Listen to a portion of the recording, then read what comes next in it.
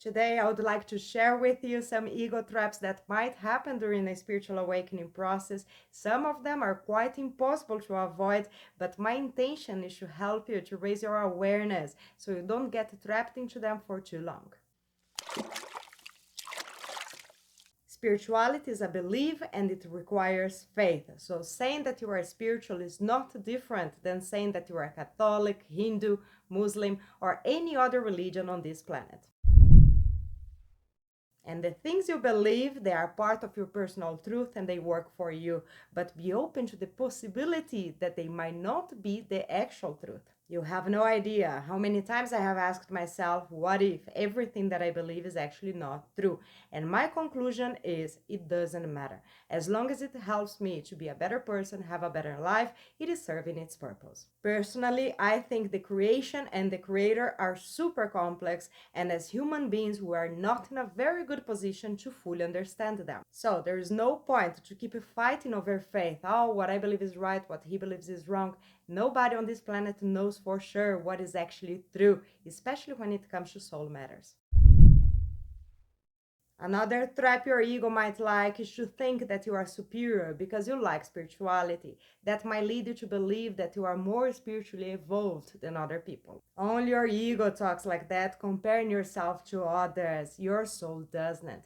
This kind of attitude, together with I am right, has created a lot of fights and wars on this planet, so please avoid them. Each person is exploring a different topic. I might choose spirituality, you might choose something else, and that's okay. It's all a matter of experience. There is no better, worse, right, or wrong.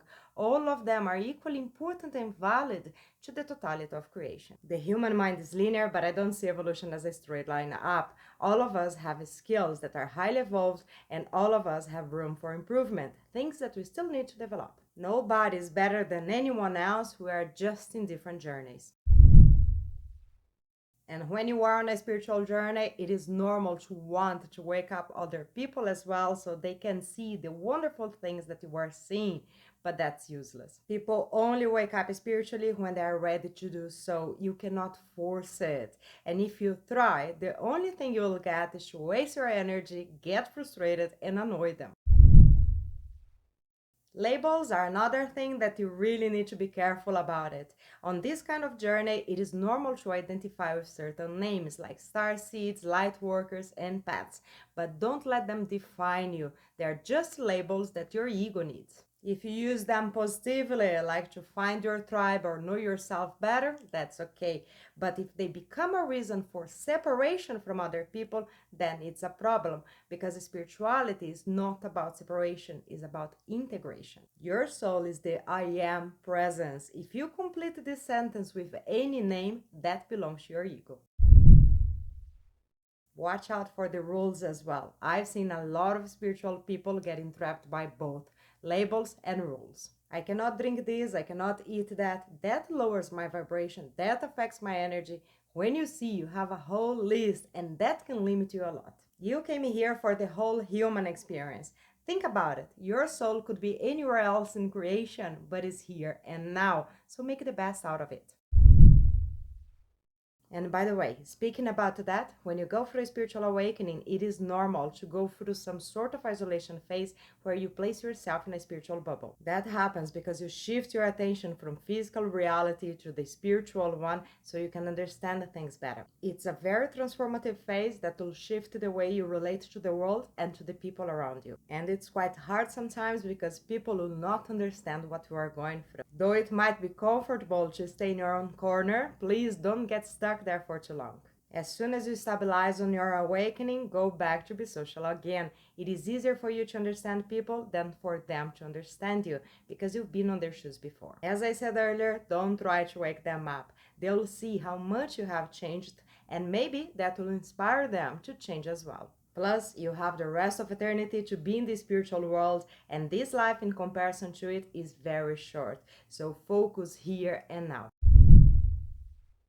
Another thing you should be very careful about is the excess of positive energy, especially if you're forcing or faking it. You know when things are not okay and people keep saying, I'm good, I'm fine, it's not affecting me, that's what I'm talking about. As humans, we have ups and downs, good days, bad days. It is part of the experience here. And spiritual knowledge is tested when you are going through hard times. That's when you should use and apply them. So, next time you feel tempted to hide behind a positivity mask, just remind yourself it is an opportunity for you to practice your spirituality. The last ego trap that I'll mention today is the most dangerous of them all, the Messiah complex. If you have any sort of idea that you are here to change the world or save people, get over it as soon as possible. In the past, I've been asked a few times in spiritual communities over the internet, what are you doing to help the world? And my answer was, I am helping myself. When you work to improve yourself, you help the collective consciousness, you break free from dysfunctional and toxic things that are passed down through many generations, and you set an example to other people. When you become your most authentic self, you impact a lot of people on your path.